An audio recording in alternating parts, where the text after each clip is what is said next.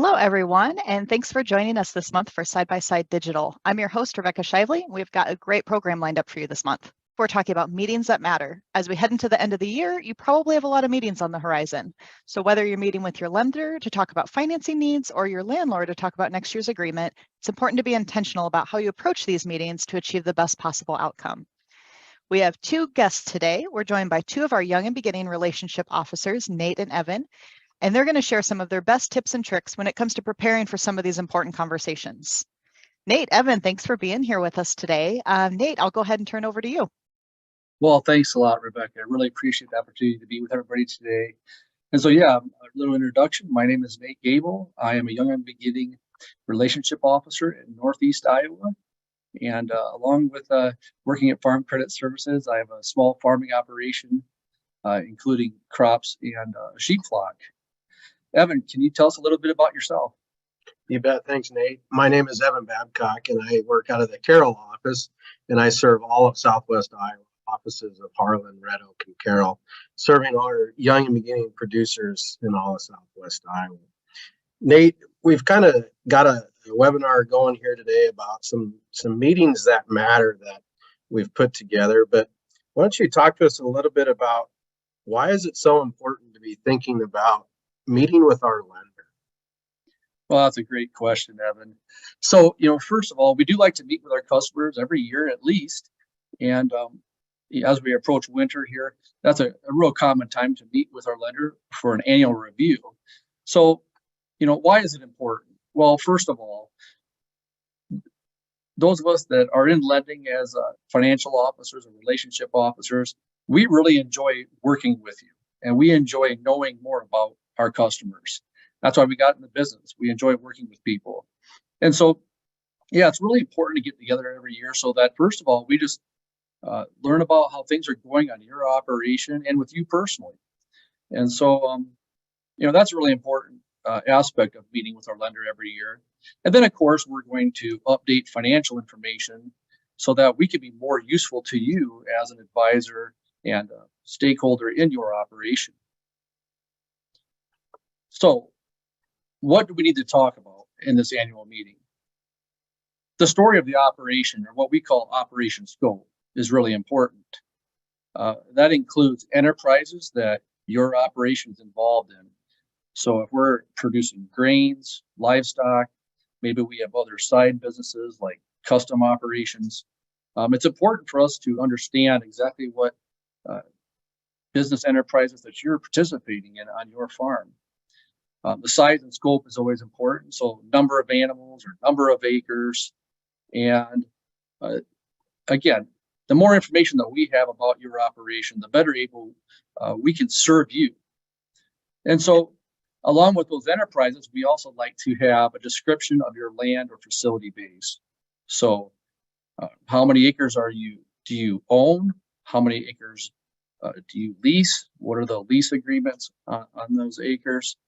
And then how do those Nate, on those acres of land you talked about, the leased and owned, does it matter to us what crop those are in? Oftentimes my lender wants to know how many acres of corn and beans I have. Talk to us a little bit about why we want to sort those out and why is that important? Oh, that's a great question. Again, it's just more information that helps us to advise you moving forward. And so, if we're it's very helpful to us if we know what enterprises are taking place where. So, do you have pasture land that's on leased acres, or is that owned acres?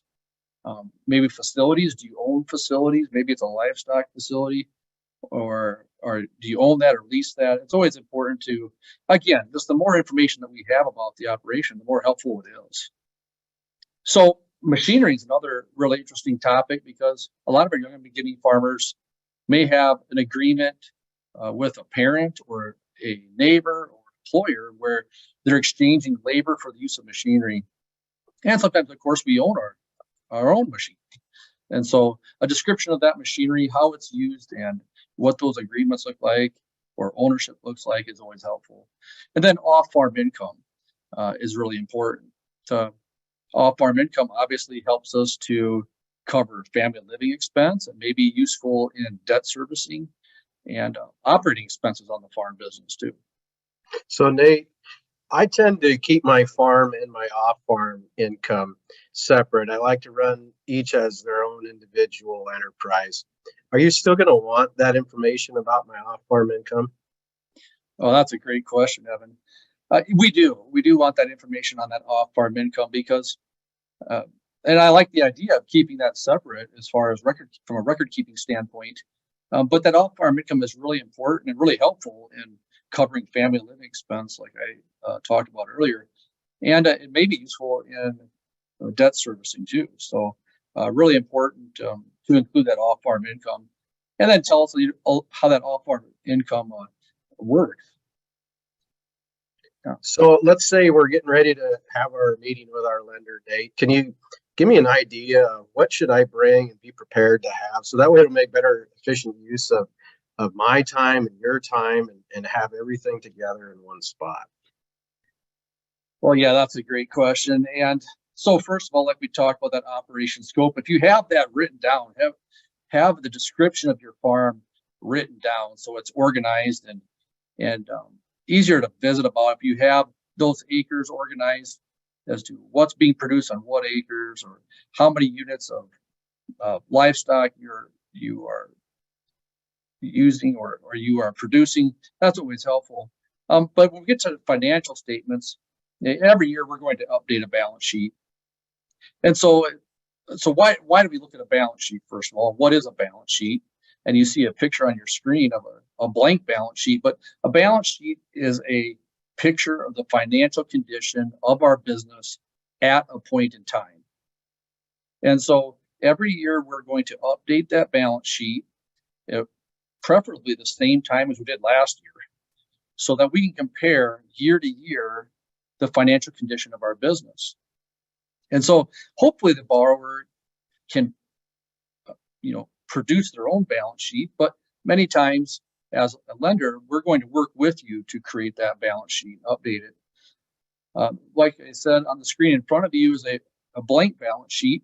In an ideal situation, you would have last year's balance sheet to go off of to create an updated balance sheet. But if you don't, some information that's really important to bring along so that we can create that balance sheet are right on your screen in front of you. So cash and equivalents are really important. So checking, savings accounts. It's always helpful to bring those statements with you, or a lot of customers have online banking and we can look on their phone and see what those account balances are. Marketable bond and securities. Accounts receivable is one that's easy to forget. So maybe we've sold some grain and we've deferred payment. We haven't received the cash from that sale yet, but we certainly want to record that. That gives us an indication of that asset balance. Market, livestock, and crop inventory is always important. Prepaid expenses is another one that we can sometimes forget about. If we're prepaying for the next year's crop and this year, it's important to have records showing what have you purchased so far and what were the balances of those prepaids. And then non-current assets, machinery and equipment, of course, is important to have an inventory of that. And also, if you've changed some equipment, if you've purchased or traded, really important to have those items recorded so that we can put that in the balance sheet. And sometimes that's easy to forget. If we purchase a new piece of machinery, we might forget, well, did we purchase that last year before the balance sheet was made? Or so you have the time of that machinery purchase is very helpful. And then, of course, breeding livestock, vehicles, buildings and improvements. Improvements are another one that's really important. Maybe you've built some terraces or done some tiling on some farmland. We certainly want to record that. And then other non-real estate, of course, but then other non-current assets like retirement accounts. It's always helpful if you have a statement that shows that account balance. And we know that if you have a retirement account that's based on stocks and mutual funds, that it's going up and down every day. But if we have a statement that shows that balance at a point in time, that's very helpful. And then liabilities. And when I get a lot of appointments with customers, and like you mentioned, they tend to forget maybe what we purchased, because 12 months is a long time of buying and selling. I'll just make a comment there. It's real important that if you're going to write checks, maybe put in the memo of that check, so that way that's your record keeping system to go back through and remind yourself what are some of the things that we purchased or improved to be able to have that record. So that's a quick, easy way that doesn't have to be anything that's extra work for you to do. Use the memo in your check. I'll put that pitch in there. That's a great point, Evan. Thanks for sharing that. So along with our assets, of course, we want to record liabilities. And so those would be accounts payable, operating notes, outstanding drafts and checks. Is another thing that's kind of easy to forget. Maybe we've written a check for some seed or fertilizer for the coming year, and it hasn't gone through yet. It has not been cashed yet. So we need to account for that, because that would, if we don't account for it, it's going to throw off our balance sheet. And so credit card debt, we need to record that too. And then obviously any machinery, livestock, or real estate debt. So after we have a balance sheet completed, we also want to have tax returns. Now, if we have a long-standing relationship with you, we most likely have your previous year tax returns, but we may be missing the most recent year. So, bring that along. And a good habit to get into is, after you complete your tax return every year, you can simply have your accountant email that to us, or bring us a paper copy, and we'll index that for you and get it right back to you. A driver's license, if we don't have an updated driver's license, we like to have that too. And then cash flow projections. A cash flow projection is exactly what it sounds like. It projects the cash inflows and outflows for the coming year. And that's really helpful, so that we can plan about what's the profitability look like for the coming year, or what cash requirements you may have in the coming year. So what if I don't have a cash flow projection, or I'm not comfortable with what numbers to use? Because let's say that, maybe we know that prices are going to be different in the spring. Walk me through a little bit about maybe where I can start and how you can help with that, Nate. Yeah, so to create a cash flow projection, what we're simply doing is estimating the incomes and outflows for the coming year. And so there's a lot of ways that we can do that. One thing we can do is look at last year's performance of the farming operation and use that as an indication of next year.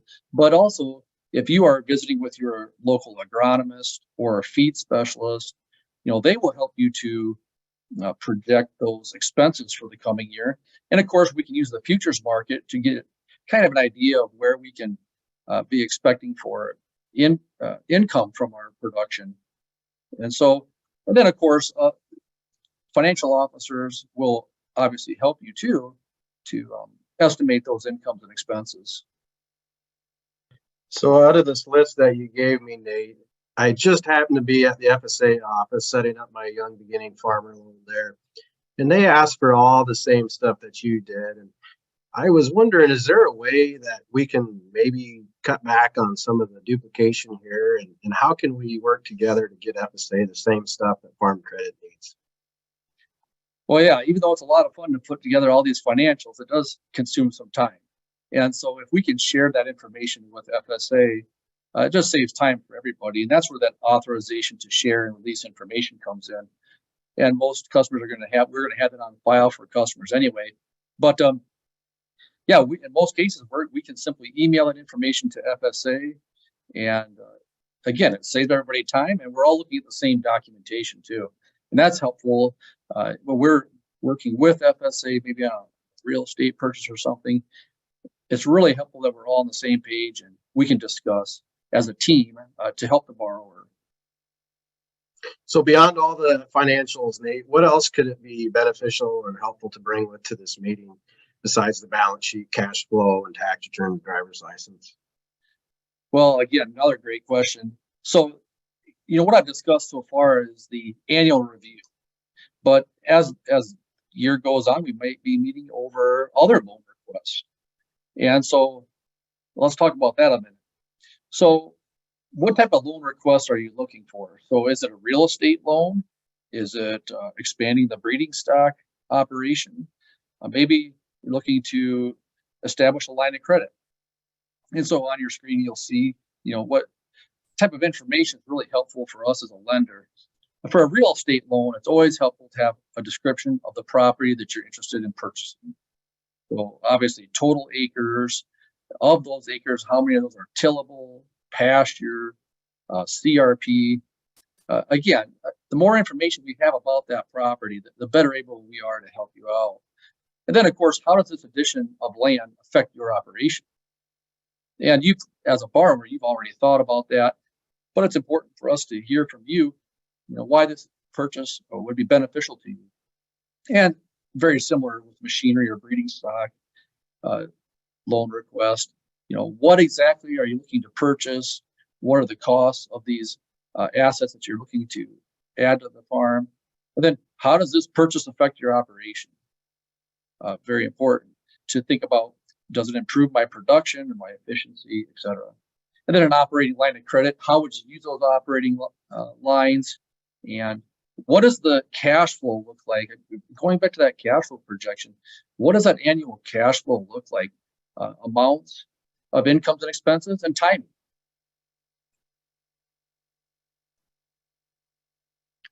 Sure, this is a lot to kind of take in, but can you give us maybe an example of how a meeting might look and maybe an instance where somebody's just really made good use of time here?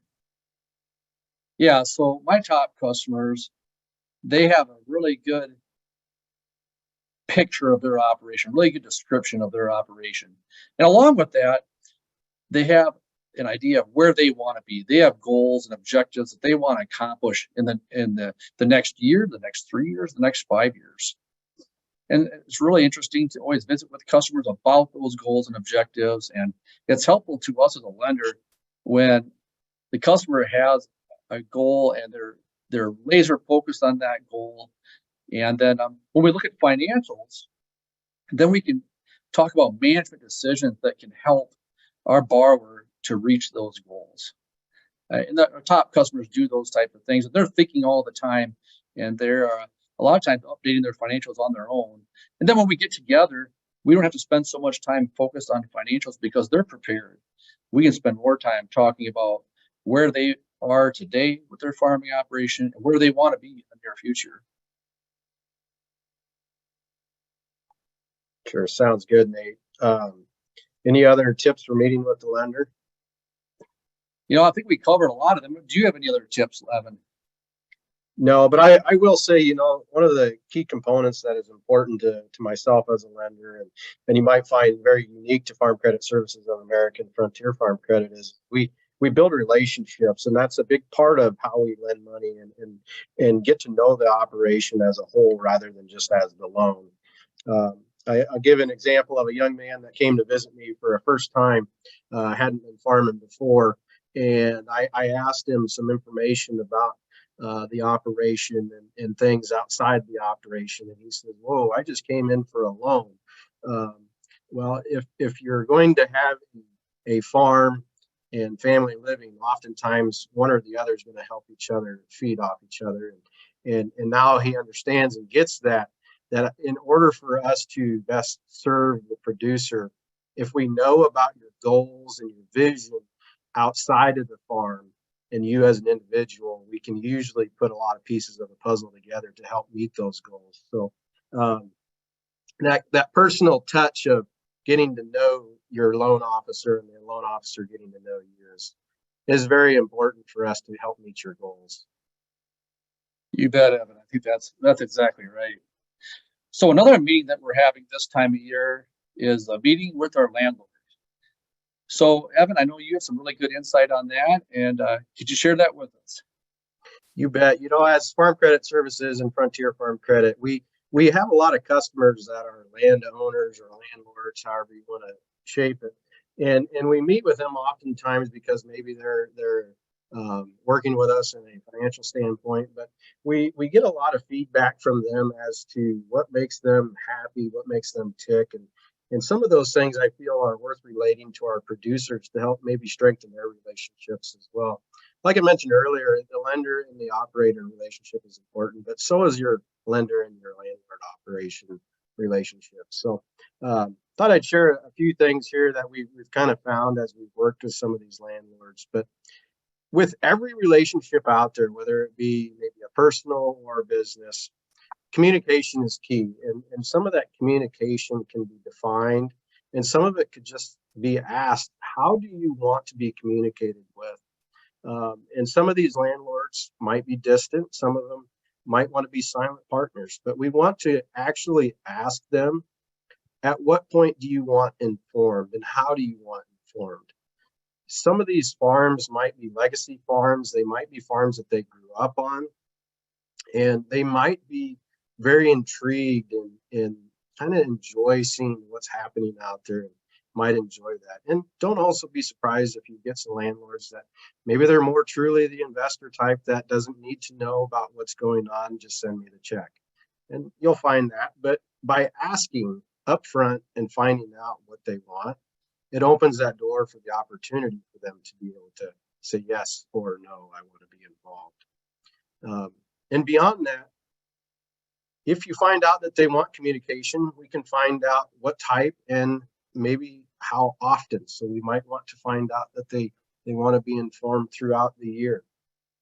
You could probably give a quick update of, hey, I'm going out to spray, or we got record amount of rain, or it's a drought this year. Give them as much or as little as they want, but allow them to define where that line is, and ask flat out up front. So Evan, if we have a landlord that really doesn't desire a lot of communication, what does that relationship look like? And there are people like that out there with that communication. I'll probably get into some detail here in just a second, but at some point there will still be some communication even with those that don't want communication. And that communication is going to come in the form of, what does my rent look like for next year? So what I recommend to those people that don't want a whole lot of communication is that we still do an annual meeting. And in that annual meeting, we're going to discuss a lot of nuts and bolts. And if they don't want to even have that, well, okay, let's figure out how are we going to get some of this accomplished without having an annual meeting. The first thing I would do is have some sort of an agenda for that meeting. And it doesn't have to be on paper, it doesn't have to be formal, but have an idea of what needs to be accomplished. That's going to save you time, save the landlord some time. And I would encourage you to take some notes while we have these meetings, so that way you can remember what it was that their desires were, and maybe possibly what it was that you discussed. Especially when we get down to the future needs of the farm, that's usually kind of a hot topic that maybe needs to be recorded as to who's going to take care of what, maybe who's paying for what. And the reason I like to bring these up during the annual meeting is because if there's a financial obligation on either party, we might need to be preparing for that many years in advance, rather than just being at the drop of a hat. We need more time than dropping $100,000, $200,000 and not being prepared for that. So this is a great time to start discussing all the things that maybe need to happen, maybe the things that did happen on that farm. And my favorite thing here to do is I like to discuss yield, your cost of production, and maintenance maybe that you've done on the farm. This is where keeping good records can really help you. Okay. And obviously we're record people, Farm Credit. We like to make sure that things are very well documented. But records can help you maybe in showing that it's not profitable, or maybe it is profitable. Let's say the landlord wants to raise rent and you're thinking that maybe it's not justifiable. If you've got good, clean records, you should be able to show what the value of what you're doing is and how much that's going to bring in. And there's always the question is, do I really want to share my yields with my landlord? Nate, what do you think on that? Well, I think that's a great question again. So the question is, can it hurt us if we share too much information with our landlord? And I think we can all agree that if a landlord really wants the information, they're going to ask other people for that information. They're going to be able to figure out what are typical yields in the area, what are cash rents in that area. They can easily find price of corn, things like that. So it's probably going to be advantageous to us to even it might be a little uncomfortable, but if we're open and honest with our landlord, they're probably going to be more willing to work with us too, and trusting and building that trusting relationship. Would you agree with that, Evan? Yeah, I like to throw out there, Nate, that if they want information and they're the type that want communication and they're not getting it, they will get it somewhere, somehow. So I tend to lean on the side of if they are looking for the information, if they're the type that desires information, I'd rather them hear it from me. That way I know they're getting the full story, the whole truth, and everything that was done on their property and the value of that, rather than it be coffee talk at the elevator. So that's kind of how I feel about that. The information is not hard to find. They know who to contact to get what they want. So I encourage people to give that information from themselves on their personal operation. So again, if you've got all that documented and you can share that with the landlord, that's great. The other thing too that helps keep all this put together in one spot for your annual meeting is maybe a tenant land summary, and I think you'll each get one emailed to you maybe at the end of the webinar here. But it's a quick, easy one sheet of paper, and you can make up your own. But it's something that you can hand the landlord that kind of helps guide this conversation. Think of it as your actual agenda if you really wanted to. Simple things that are on there is, what did I plant? When did I harvest? What was my yield? Did I use fertilizer? Did I use chemicals? But what I find really neat about that is some of our generational farmers that have been farming for many, many years, they love to see that yield over time continue to go up and up and up. A lot of our landlords lived on these farms, they worked on these farms, and they love to see the pride in that yield continue to go up and up every year. So give them that sheet of paper. It's just kind of a summary that they can file away and have a hard copy of what happened on the farm. Well, that's a very good point, Evan. Let's change gears just a little bit here. So as we all know, renting land is very, very competitive today. It's a very competitive market. What can we do as a young and beginning farmer to make ourselves more competitive without just simply paying more for rent? Yeah, I tend to look at things as, let's add value to our ground lease agreement. Anybody can write a check for that parcel of ground, but a person that could add value beyond the dollar is somebody that's going to strengthen a relationship and be able to keep that ground more on a long-term basis than a turn by turn. And some of these things that I'm talking about is if you've got equipment and resources to do a simple task that a landlord may not be able to accomplish on their own, it really sets you apart from somebody who's just going to write a check for that dirt. So examples I'm thinking of here is let's say they've got a garden and you have a tiller, right? We could till their garden. You've got a water trailer. They've got a pool. Help them out. Or let's say they go away for the winter and they need somebody to clear the snow out their driveway.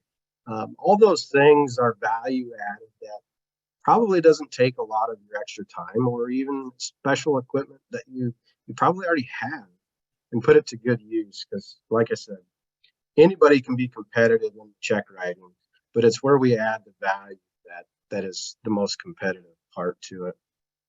And the other thing that I like too is and again, some of these ideas are things that I hear from customers or landlords is send them a thank you. Go beyond the check writing. I was mentioning earlier, a customer told me that they got a thank you from their elevator. They bought their inputs from the elevator, got a thank you card. Okay, I could go to any elevator and buy my inputs, but that one took the time to give a thank you. Is that necessary? No. But if the customer took the time to tell me about that, that obviously meant something to them. And imagine doing that to a landlord, having them hang that up on the refrigerator and showing their neighbors. Okay. The other thing too that I would do is I would tug on a little bit of some emotions and maybe some heartstrings. Send some pictures of you and your family enjoying farm life. It doesn't have to be on the particular piece of ground that you're renting from them, but a lot of our landlords really enjoy seeing families grow and prosper on these parcels of land that they're renting, right? So show them some pictures, get on social media, post some nice things about what you've got going on, and always, you know, if they're around and they're available, offer that ride in the combine or in the tractor, and get them out to view their asset, and involve them as much as they choose. Yeah, I would agree with that, Evan. I have a customer that does a really nice job of communicating with an out-of-state landlord.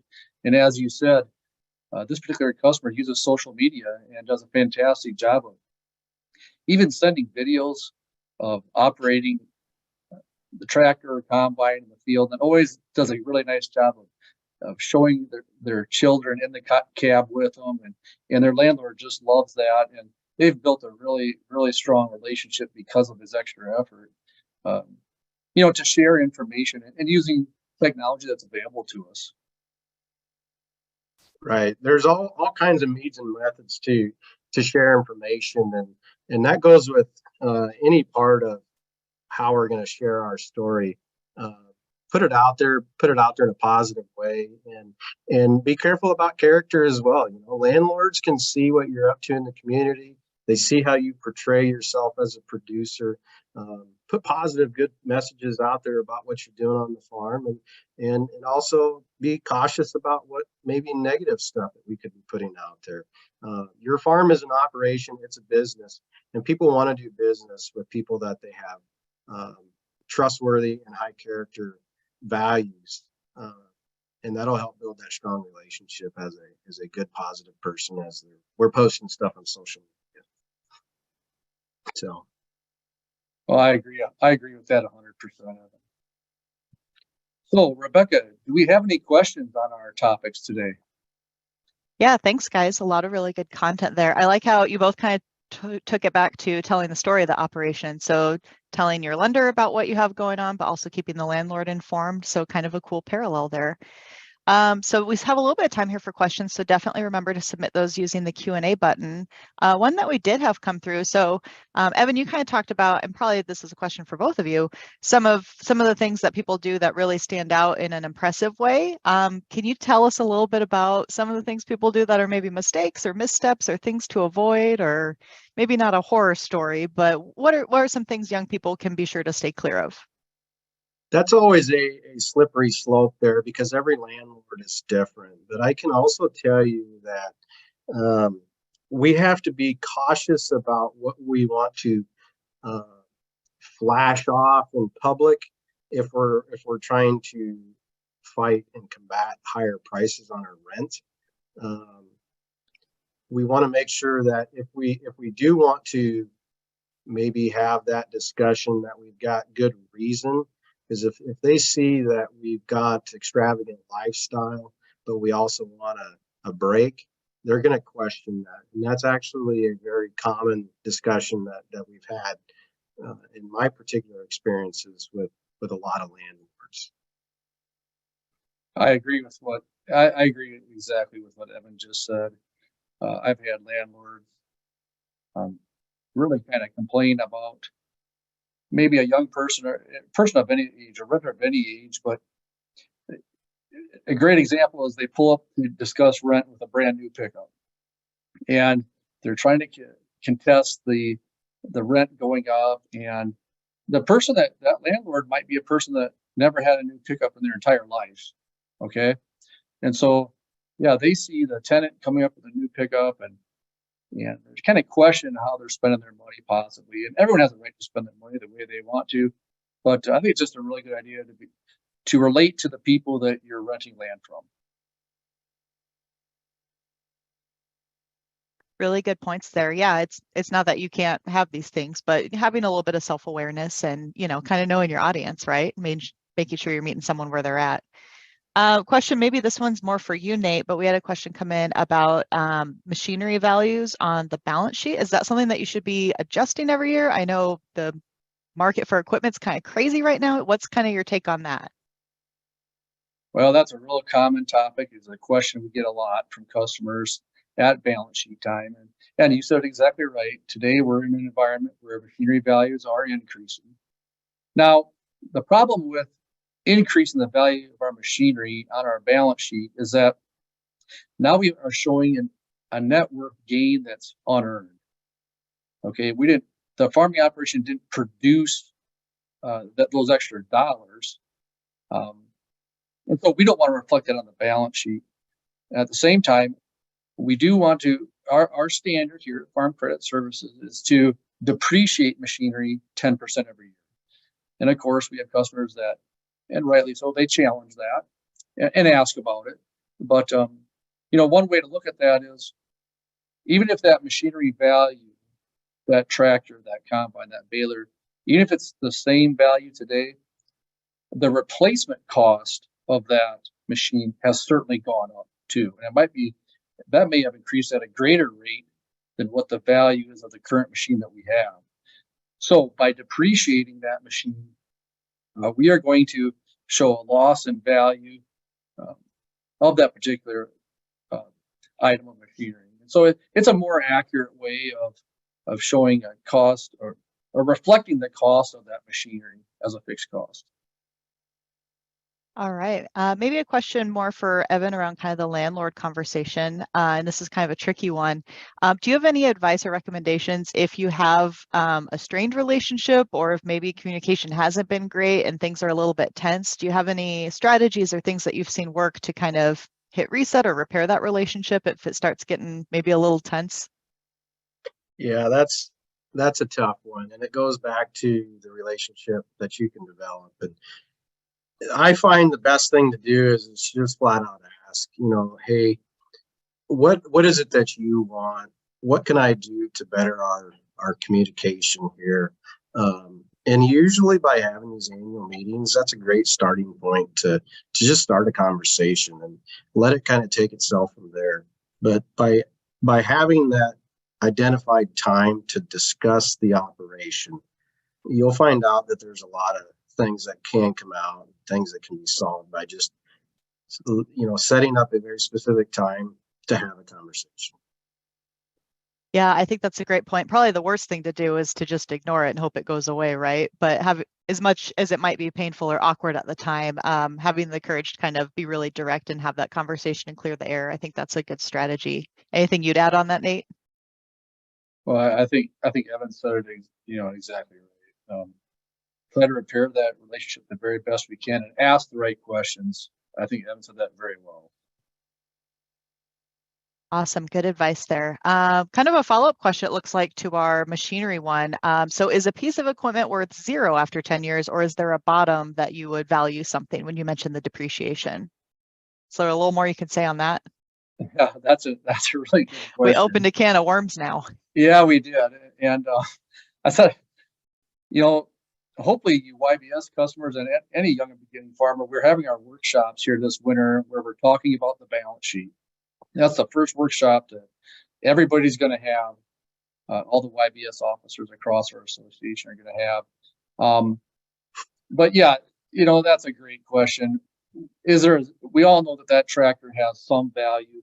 If we keep depreciating at 10% a year, and yeah, we have that tractor long enough, sooner or later, it's going to be zero value. I think it really depends on the piece of machinery. I guess that's all that's a tough question to answer, but it does depend on that piece of machinery. A 4020 John Deere, for example, they always have value if it's well taken care of. We all know it's worth more than $1,000. If that's the case, certainly your financial officer is going to at least make a note on your balance sheet. And you have a reasonable basement level on that item. And after we've depreciated a number of years, and leave it there. And I'll add in there that these are just part of those conversations that you can have with your individual loan officer, and there is some changes that a person can make. I'll give the example of, I had a customer that did some major improvements to a tractor. Let's say that they put $50,000 of repairs into that thing. Well, that does make that tractor more valuable, right? But maybe we want to put that repair in a very specific place to reflect that value. And the depreciation that Nate mentioned is not 10% off of the original value. It's 10% off of last balance sheet's value. So it would actually take many, many more years than 10 to get to a zero balance. But the real reflection of what we're looking at here is on that balance sheet. It's not necessarily market value of what we're looking for. What we're after is what did you do in the decisions that you made on that farm? What did that earn you in value? So reflecting the market inflation is not an earned value. And I also asked the question of, if we're not going to sell this, maybe why would we get hung up on its actual cash value? We're after the decision making and the dollars that made us is what we're really trying to find on that balance sheet. Good question. Awesome. Really good call out there. Maybe another one kind of related to meeting with your lender. Nate, you had mentioned being able to kind of compare across balance sheets from previous years and looking at some trends in those kind of things. Is that something that's pretty common when you sit down with your farm credit officer, that they'll help you with that? Or is that something people can be doing on their own? Or kind of what can someone expect in terms of that kind of coaching? Well, that's a great question again. So yeah, your financial officer certainly wants to look at the balance sheet trend and just make some observations and share that with the customer. And obviously, we want the customer to do that for their own, for their own management and for their own well-being.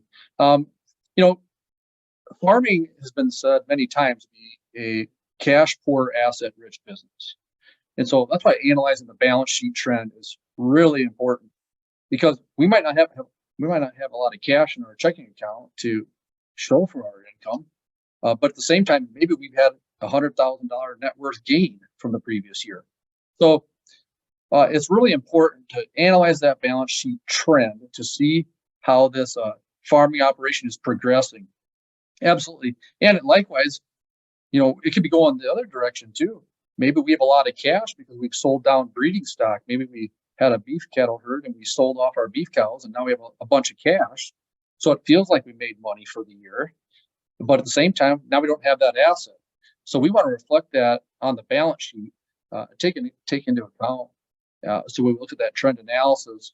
And so we analyze, how did that farm, or how did that decision selling the beef cows really affect the financial position of this farm?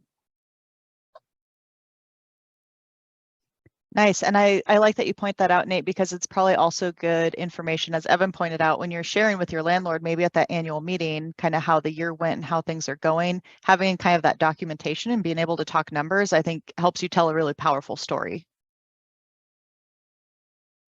Yeah, All and those right. annual meetings, I've emphasized the importance of them. And like I mentioned before too, that some of your landlords might not be physically located nearby, but that's something that you can do over the telephone too. But give the opportunity to have a conversation is bottom line important to these producers. Even if they don't have an emotional attachment to the farm, they probably have a financial attachment to it as an investment. So a once a year checkup, just like Nate's doing a checkup on your balance sheet and the financial health of your operation, the landlords want to do that too. They want to do a checkup once a year on their asset that you're borrowing, in a sense, from them. Any other questions, Rebecca? Hang on, there might have been one more that just came through. Okay, Nate, we're just grilling you with the balance sheet one. I'll also throw out, if you go back to the webinar archive, we do have a couple other episodes on balance sheets, and we even have some online tutorials on how to use our AgriPoint tool. But this person's asking for guidance on what to put on land. Again, very high right now. Is that a high that you should follow on your balance sheet, or how do you maybe make an adjustment for that? Well, that's another real common question. And again, we don't want to show an unearned equity gain if we can help it, because again, it just throws off our trend analysis. And so now you could do a separate balance sheet for yourself if you wanted to do a market value balance sheet for yourself and reflect the value of your machinery and of your land, because as you point out, yes, land has increased. You could certainly do that, do a market value balance sheet just for your own use, but typically we're going to leave the land value of what we paid for that land. Again, we don't want to show an unearned equity gain just due to appreciation of real estate. Yeah, that earned will show up when you sell it, and a lot of you as producers aren't intending to sell that. So there's nothing earned until it's cash in the bank, right? So to keep apples to apples, it's best to just leave the value of that where we purchased it. Awesome. Really great question there. It looks like we're just about at our time here. So guys, any kind of final advice, words of wisdom that you want to leave our listeners with before we sign off here? I just throw out there real quick, thanks for joining us. Obviously, if you're participating in these webinars, you're probably the type of person that's really thinking about your business. And the saying goes, it's time to really think about our operations as a business. And hats off to you guys for putting in a little bit of an investment today and giving us your time. So thank you. And thanks for working on your operations. Yeah, I would echo Evan's comments. Thanks everybody for your time. Hope that we added some value to you, and I hope everybody has a safe and bountiful harvest. Awesome. Well, I want to thank you, Nate and Evans, for spending time with us. I feel like our time flew by here. Some really great tips, some things to keep in mind as you head into some of those meetings at the end of the year. Like I said, we will send that recording out as well as the slides. I know someone asked a question about that, as well as that land tenant summary sheet that Evan mentioned. So try out using some of those tools as you're heading into some of those meetings at the end of the year here. Again, to echo the guys, thanks everyone in the audience for joining us and taking time. We know it's a busy time of year, so thanks for joining us and those really great questions. Make sure to complete that survey on your way out, and we'll be back next month. We'll be here on December 7th talking about risk management. So you definitely don't want to miss that one as we head into the end of the year. So until then, take good care, and we hope to see you back online with us soon. Thanks, everyone. Thanks.